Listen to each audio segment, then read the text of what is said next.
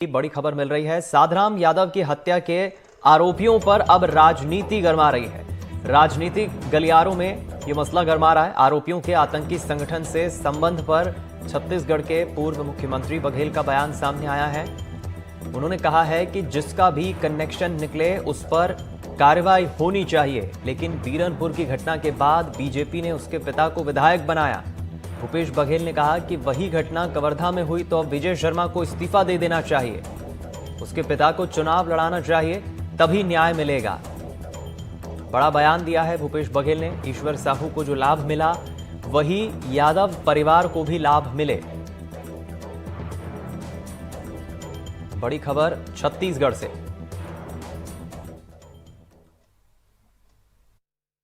बीरनपुर में जो घटना घटी और उसके बाद उसके पिता को आपने विधायक बनाया, वही घटना आपके कवर्धा में भी हुआ है। तो अब तो ये है कि विजय शर्मा की इस्तीफा देना चाहिए, उसके पिता को चुनाव लड़ाना चाहिए।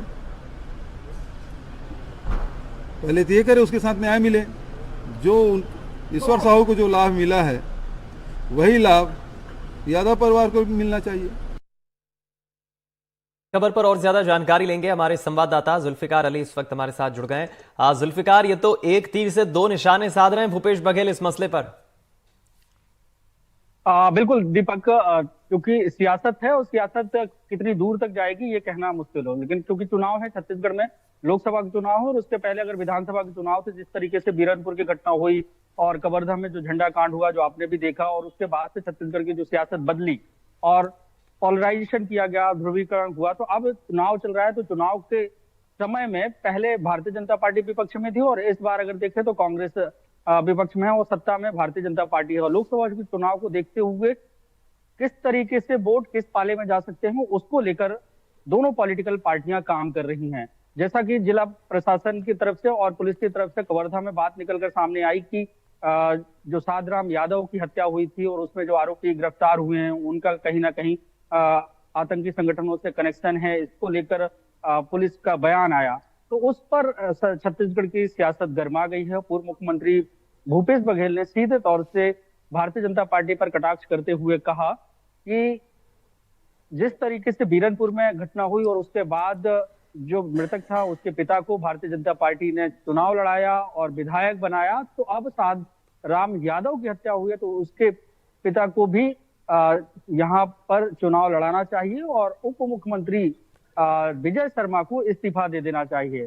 तो एक तीर से दो निशाने साधने की, एक लॉ एंड ऑर्डर पर भी विषय उठा दिया गया और सवाल खड़े कर दिए गए कि छत्तीसगढ़ में जिस तरीके से भारतीय जनता पार्टी कांग्रेस की सरकार में लॉ एंड ऑर्डर को लेकर ध्रुवीकरण की बात करती थी, अब भारतीय जनता पार्टी की सरकार में अगर उस तरीके की घटनाएं होती हैं तो उसी तरीके से न्याय होना चाहिए जिस तरीके से कांग्रेस के शासन में हुआ था। तो उस न्याय को लेकर साधराम यादव के परिवार से भी किसी को चुनाव लड़ाना चाहिए, इस तरीके का बयान देकर भारतीय जनता पार्टी को घेरने की कोशिश पूर्व मुख्यमंत्री भूपेश बघेल ने की है। जी दीपक, बहुत शुक्रिया आपका जुल्फिकार इस खबर पर जुड़ने के लिए, हमें इस पूरे सियासी घटनाक्रम के मायने समझाने के लिए। एक बड़ा हमला भूपेश बघेल ने इस पूरे मसले पर बोला है और जाहिर है विपक्ष में है कांग्रेस, तो लगातार अब ऐसे मुद्दों को कांग्रेस ढूंढ रही है। इधर बिलासपुर से खबर है जहां आरोपी के अवैध मकान पर बुलडोजर चला है। नगर निगम और पुलिस की टीम ने यह कार्रवाई की। 6 लोगों ने दरअसल 2 लोगों पर जानलेवा हमला किया था, जिसमें एक शख्स की मौत हो गई थी। बिलासपुर में आरोपी के अवैध मकान पर अब बुलडोजर चलाकर कार्रवाई की गई है। कुछ दिन पहले 6 लोगों ने 2 युवकों पर प्राणघातक हमला किया था, जिसमें एक युवक की मौत हुई थी। इस मामले में पीड़ित परिवार ने उप मुख्यमंत्री अरुण साव और विजय शर्मा से आरोपियों के किए गए अवैध कब्जे और अवैध निर्माण की शिकायत की थी, जिस पर अब कार्रवाई हुई है।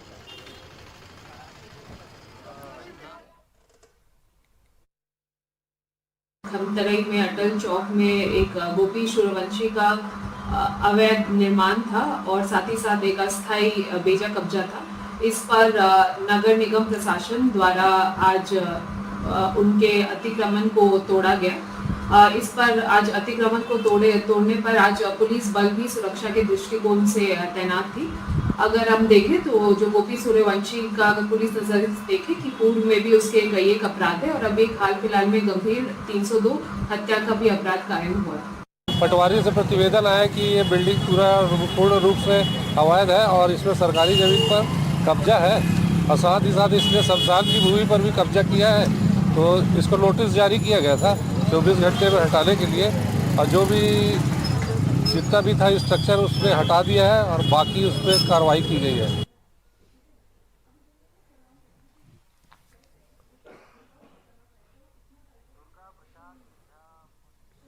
चलिए इस खबर पर और ज्यादा जानकारी लेंगे। दुर्गा प्रसाद हमारे संवाददाता जुड़ गए हैं बिलासपुर से। दुर्गा, ये जो पूरा मामला सामने आया है, कार्रवाई की गई है, अच्छी बात है, लेकिन पुलिस ने जो 6 आरोपी बताए जा रहे हैं जिन्होंने 2 लोगों के खिलाफ प्राणघातक हमला जो 2 लोगों पर किया था, अभी क्या उनकी तरफ से कोई बयान आया है? उन पर और किस तरह की कार्रवाई पुलिस कर रही है? जी, बताना चाहूंगा ये जो मामला है बिलासपुर सरकंडा थाने का है और बीते बुधवार को एक परिवार के 6 सदस्यों के द्वारा 2 युवकों पर प्राणघात हमला किया गया था, जिसमें एक युवक की मौत हो गई थी और दूसरा जो है सिम्स में भर्ती है। इस मामले को लेकर पीड़ित परिवार ने उप मुख्यमंत्री से शिकायत की थी जी, और आरोपियों के द्वारा पूर्व में भी संगीन धाराओं के तहत मामला दर्ज किया गया है। इस मामले में पुलिस ने आरोपियों की गिरफ्तारी कर जुलूस भी निकाला था। पीड़ित परिवारों के द्वारा जब उप मुख्यमंत्री से इसकी शिकायत की गई थी तो जिला प्रशासन ने इसमें संज्ञान लेते हुए इसकी जांच की और आरोपियों की संपत्ति की जांच कराई, जिसमें इनके खिलाफ अवैध सरकारी जमीन पर अवैध कब्जा पाया गया, जिस पर कार्यवाही करते हुए उनके मकान को तोड़ा गया है। जी, बहुत शुक्रिया दुर्गा इस खबर पर जुड़ने के लिए, जानकारी साझा करने के लिए।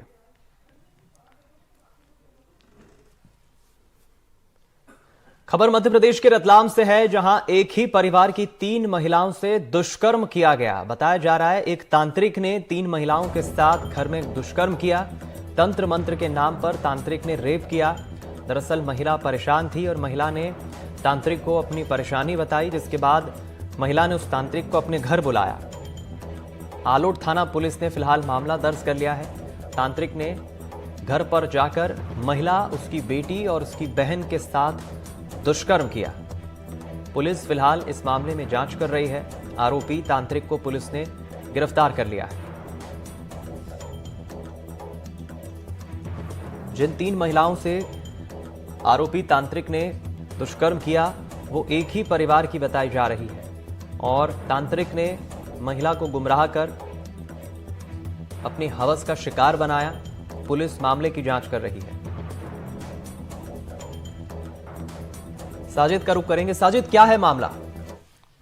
देखिए, दरअसल पूरा मामला जो है रतलाम जिले के जो आलोट तहसील का है, जहाँ पर जो है एक जो तांत्रिक था उसने तंत्र मंत्र क्रिया के नाम पर जो है एक महिला से संपर्क करा और उसके घर में वो जाकर के रहने लगा और वहीं पे तंत्र मंत्र की जो साधना करने लगा। उसने महिला को प्रलोभन भी दिया कि तुम्हारे घर में जो है गड़ाधन है और वो मैं निकाल दूंगा, और इस तरीके से जो है उन्होंने पूरी रूपरेखा जो है वो रची और उसके बाद जो है महिला के साथ जो है वो शारीरिक संबंध बनाया। उसके बाद जो है उनकी बेटी के साथ और बहन के साथ भी जो है लगातार वो 10 दिन तक उनके घर में ही जो है रह करके उनके साथ दुष्कर्म कर रहा था। क्योंकि बात जो है उनके परिवार के लोगों को पता चली तो उसके बाद आनंद फानंद में पुलिस को शिकायत की गई। पुलिस ने जो है तत्काल जो तांत्रिक था उसको गिरफ्तार कर लिया है। और यहाँ पे बताएंगे कि जो तांत्रिक था ये राजस्थान का बताया जा रहा है और अभी फिलहाल जो है पुलिस ने बलात्कार सहित अन्य धाराओं में जो है इसमें मामला दर्ज करके और आगे पूछताछ कर रही है।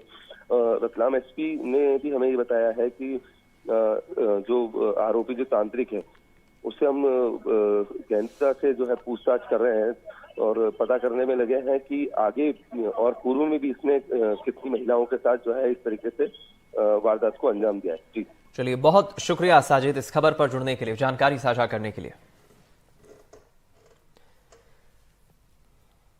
बड़वानी में चोरी की वारदात का खुलासा हुआ है, जहां पुलिस ने चोरी की वारदात का खुलासा करते हुए आरोपियों को जेल भेज दिया। आपको बता दें, ब्रज विहार कॉलोनी में करीब 3 लाख के सोने के गहने चोरी हुए थे और चोरी करने वाला कोई और नहीं बल्कि घर का ही सदस्य था। दरअसल शख्स ने अपने दोस्त के साथ मिलकर 3 लाख के गहने चुरा लिए थे। पुलिस ने अब मामले का खुलासा कर दिया है। पर हमारे मुखबिर के द्वारा जो सूचना मिली और उस पर जो निगाह रखी जा रही थी तो इसकी गतिविधियां संदिग्ध दिखी इनके बेटे की, और इसको फिर पूछताछ में लिया गया। मनोवैज्ञानिक तरीके से पूछताछ पर इसने ये बात बताई कि अपने दोस्त जीतू यादव को उसने जो है ये सामान बेचा है। ये उनके घर से सोने की चेन, टॉप्स, झुमकी आदि करीब 3 लाख रुपए का जो सोने चांदी के जेवर थे वो इन लोगों ने चोरी करके और उसको बेच दिया था। तो दोनों को गिरफ्तार करके सोने का जो भी आभूषण थे वो बरामद किए हैं और आरोपियों को न्यायालय पेश करने पर अभी जेल में है।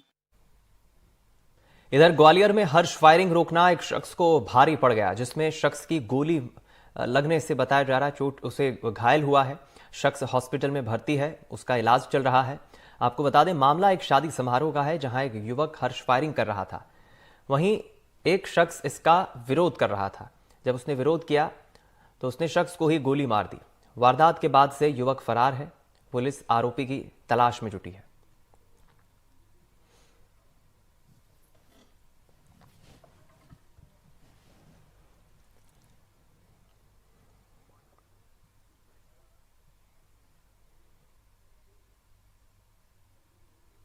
विवाद कुछ नहीं हुआ था इनका। अच्छा, शादी में फायरिंग की, उन्होंने कहा फायरिंग मत करिए। जी जी जी, रोका इनको। जी जी, तो इसी बात को लेकर के भरत पंडित ने एक गोली रिवाल्वर से मार दी, जो मान सिंह के शर्ट में छेद करती हुई उसके कंधे से छूती हुई ओम प्रकाश के दाहिने तरफ सीने में जा लगी, जिससे वह गिर पड़ा जमीन पर।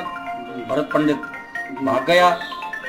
उनके भाई रिश्तेदार उठाकर उसे जिला अस्पताल ले गए। वहाँ इनका उपचार हुआ। अस्पताल से उसे रेफर ग्वालियर कर दिया गया। ज्यादा गंभीर है क्या सर वो? अभी ग्वालियर प्राइवेट हॉस्पिटल में उपचार चल रहा है उसका। आरोपी पकड़ा क्या नहीं पकड़ा सर? आरोपी के घर पर दबिश दी गई थी, वो अभी नहीं मिला है। मुखबिर लगा दिए गए हैं, शीघ्र गिरफ्तार कर लिया जाएगा। ग्वालियर में मैरिज हॉल में चल रहे शादी समारोह में चोरी की घटना सामने आई है, जहां डीएसपी की बेटी की शादी में दुल्हन का नोटों से भरा बैग गायब हो गया। इसका पता चलते ही शादी समारोह में हड़कंप मच गया। पुलिस ने मैरिज हॉल और उसके बाहर सड़कों पर लगे सीसीटीवी कैमरों के जरिए आरोपी की तलाश शुरू की।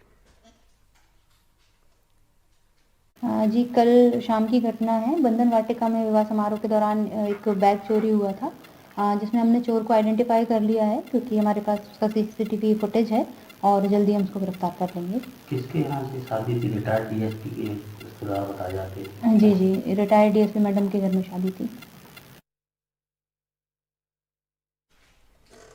इधर इंदौर से खबर है, जहां इंदौर में धार भोजशाला विवाद को लेकर इंदौर हाईकोर्ट में सुनवाई हुई। धार भोजशाला विवाद पर लंबे समय से विचार चल रहा है। हिंदू पक्ष की ओर से लगाई गई याचिका में सुनवाई के दौरान विशेष तौर पर आवेदन लगाया गया कि ईएसआई का सर्वे कराया जाए। इसे लेकर सभी पक्षों ने याचिका पर जवाब दिया। फिलहाल कोर्ट ने फैसला सुरक्षित रखा है। अधिवक्ता विष्णु शंकर जैन अपने साथियों के साथ हाईकोर्ट की कार्रवाई में हिस्सा लेने पहुंचे।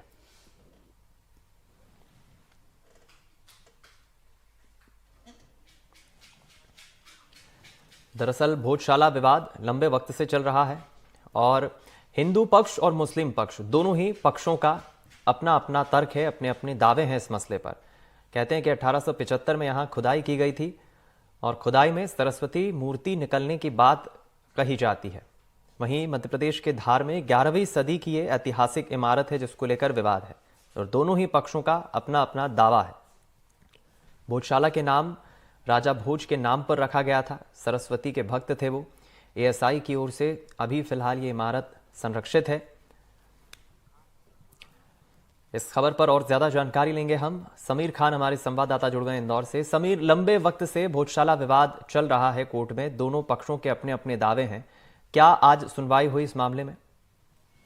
देखिए, बिल्कुल जिस तरह से आपने कहा कि लंबे समय से जो है धार जिला जो है धार की भोजशाला का जो प्रकरण है, मस्जिद और सरस्वती मंदिर को लेकर जो है विवाद चल रहा है और इसी विवाद की सुनवाई जो है इंदौर हाईकोर्ट में जो है चल रही है। तो सुनवाई जो है लंबे समय से डिले हो रही थी, तो उसको लेकर जो है एक जो हम ये कहें कि एक आवेदन लगाया गया था जो धार भोजशाला बचाओ समिति है और जो अलग अलग जो है समितियां हैं उनके द्वारा, और उन्होंने यही मांग की थी कि इसकी सुनवाई जल्द से जल्द की जाए। तो जो सुनवाई की तारीख है उसमें जो है न्यायालय ने जो है तारीख लगाई थी और तमाम जितने भी जो है पक्ष है, चाहे वो मुस्लिम पक्ष हो या हिंदू पक्ष हो, दोनों से जो है उनके द्वारा जो है ये कहें कि रिपोर्ट मांगी गई थी। तो सभी ने अपने अपनी जो है पक्ष रख दिया है न्यायालय में साथ ही साथ एक बात और मैं आपको बताना चाहूंगा कि सुनवाई के दौरान जो है आज विशेष तौर पर एएसआई सर्वे की मांग भी की गई है। एएसआई सर्वे की मांग की गई और मांग को लेकर जो है एक पत्र सौंपा गया और उस मांग के साथ साथ ये बताया गया कि अलग अलग जो मामले हैं, चाहे वो ज्ञानवापी मस्जिद का मामला हो या अन्य जो है धार्मिक स्थलों का मामला हो, उसमें जो कोर्ट के डायरेक्शन है वो साइटेशन लगाए गए हैं और उनके द्वारा उसी आधार पर एएसआई सर्वे की मांग की गई है। और उस सर्वे को लेकर जो है ये कहें कि बकायदा जो अपना पक्ष रखा गया है, तो इसको लेकर कोर्ट ने जो है इस ऑर्डर को अभी जो है सुरक्षित रखा है। इस पूरे मामले में देखना ये होगा कि कोर्ट जो है इस पूरे घटनाक्रम में जो है क्या वाकई सर्वे की मांग को जो है वो मंजूर करता है या फिर अगला जो है सुनवाई की जो है डेट है वो निश्चित होती है।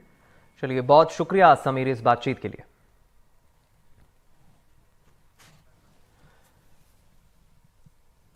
छत्तीसगढ़ के अंबिकापुर में कॉर्मल स्कूल की 8वीं की छात्रा ने फांसी लगाकर आत्महत्या कर ली। मृतक का नाम अनुष्का बताया जा रहा है। बीते 15 दिनों के अंदर कॉर्मल स्कूल में नाबालिग छात्रा के फांसी लगाने की यह दूसरी घटना है। आखिर अनुष्का ने सुसाइड क्यों किया, इस बात की पुष्टि नहीं हो पाई है। हालांकि गांधीनगर पुलिस मामले की जांच कर रही है। इधर मृतक छात्रा के पिता का आरोप है कि उनके मोहल्ले का ही एक युवक उनकी पुत्री के साथ छेड़छाड़ कर चुका है, जिसके कारण उसने कदम उठाया। ये जो है बच्ची कार्मेल में पढ़ रही थी, बट ये जो घटना है वो जो है वो बच्ची गई थी चर्च अपने फैमिली के साथ और पढ़ाई के संबंध में उसको बोले कि आप जाए पढ़ाई करो करके। उसको नमना कला चर्च से घर भेजा गया था। घर में आने के बाद वो जो लड़की जो है एक निर्माणाधीन मकान है, चंद्रभान सिंह नामक व्यक्ति का जो निर्माणाधीन मकान है, उसके जो दूसरे मंजिल के जो मकान है वो रूम है, उसमें जाकर वो बच्ची जो है सुसाइड की घटना कारित की। कल उनको मैं बोला कि देखो बच्चे लोग बता रहे हैं और आप इतना जिद्दी कर रहे हो यार, तो उनके फ्रेंड भी आया था कोई दोस्त, तो मैं बोला उनको देखो यार, बच्चा जब अगला सबूत बता रहा है और ये बोल रहा है कि मेरा घर वालों को पूछो, तो मेरा बाप को पूछो, बोलने शुरू कर दिया हो। मैं बोला कि हकीकत यहाँ हो रहा है, तो मैं किसी तुम्हारे घर में पूछने जाऊंगा भाई। पढ़ाई में कैसी थी? पढ़ाई में ठीक ठाक थी, मेरी पास होने लगी ठीक ठाक थी। आप लोग क्या लग रहा है कारण क्या होगा? कारण लग रहा है सर वो अपने से नहीं कर पाएगी। मेरा पूरा इसमें कंफर्म है, भरोसा है वो दबाव डाला होगा वो लड़का। कहीं की चाबी मैं दे दिया था और वो थोड़ा लेट हो गया तो बोला कि तेरा पापा तो अभी डांटेगा, एक तो तुम जाती है कि मरती है, इस टाइप के जवाब दिया होगा, तब कहीं ये सब कदम उठाई है। इधर बुरहानपुर के खकनार थाना क्षेत्र के बलवाड़ा गांव में खेत में कीटनाशक पीने से लॉ के छात्र का खुदकुशी करने का मामला सामने आया है। परेशान छात्र ने अपने दोस्तों को फोन किया कि वो किसी ऑनलाइन गेमिंग में हार जाने और उसे धमकी मिलने से परेशान है और उसका यह आखिरी कॉल है। दोस्तों ने परिजनों को जानकारी दी, जिसके बाद परिजन खेत में पहुंचे तो करण बदहवास पाया गया, जिसे इलाज के लिए निजी अस्पताल में भर्ती कराया गया, लेकिन इलाज के दौरान उसकी मौत हो गई। फिलहाल पुलिस मामले की जांच कर रही है। मोबाइल रहता था उसके पास में, तो इस टाइप का तरफ खेत में रहता था, पानी वगैरह पकड़ने जाता था जी। तो उधर ही ऐसा लगा कि वो गेम में कुछ ऑनलाइन खेलता था, उसके चक्कर में वो पता नहीं वो घटना को भी उधर ही खेत में अंजाम दिया और उसके दोस्तों को वगैरह बताया कि ये मेरा आखिरी कॉल है। तो फिर घर वालों को बताया कि ऐसे बात कर रहा वो जी।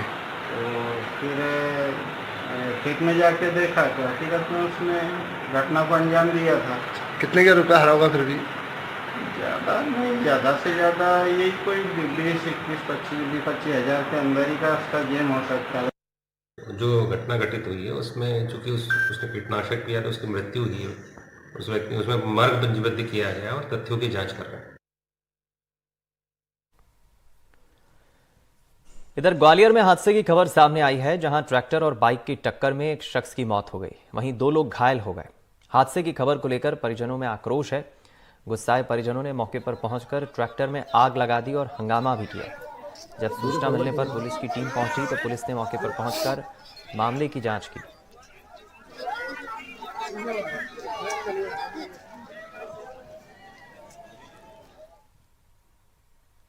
आज के इस आधुनिक युग में जहां ऑनलाइन गेम और मनोरंजन के हाईटेक साधन मौजूद हैं, तो वहीं मध्य प्रदेश के बुरहानपुर जिले में बैलगाड़ी रेस प्रतियोगिता लोगों के लिए रोमांच का केंद्र है।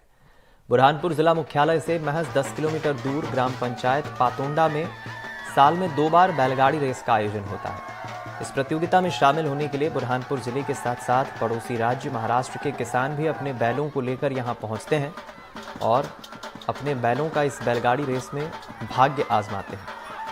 इस गांव में बैलगाड़ी रेस जो है प्रतियोगिता है, आयोजन इसका 200 सालों से हो रहा है। इसका मकसद मनोरंजन और हिंदू मुस्लिम एकता और ग्रामीणों में आपसी भाईचारा बनाए रखना है। कम से कम 150 साल से। अच्छा, 2 दफे होती है। अच्छा, और शिवरात्रि पे भी। कितने बैल आते हैं इसके अंदर, कितने? कम से कम 50 जोड़ी। अच्छा, क्या होता है इसमें? इसमें रेस भगा शौक, ये शौक है एक प्रकार का। हाँ। बैल बहुत अच्छा निकलता है, उसका नाम। ये करीबन 400 पुराने हमारे बाप दादा के जमाने से हो रही है। कितने बैल आते हैं यहाँ पे? यहाँ पे इस साल कम आए, हर साल 100-150 जोड़ी आती है। क्या कैसे खेल होता है, थोड़ा बताइए। बस ये रुमाल देते, कुछ घड़ी देते, स्टील के बर्तन देते। हम सब हिंदू मुस्लिम मिलके चंदा करके गोला करते पैसे और ये कराते।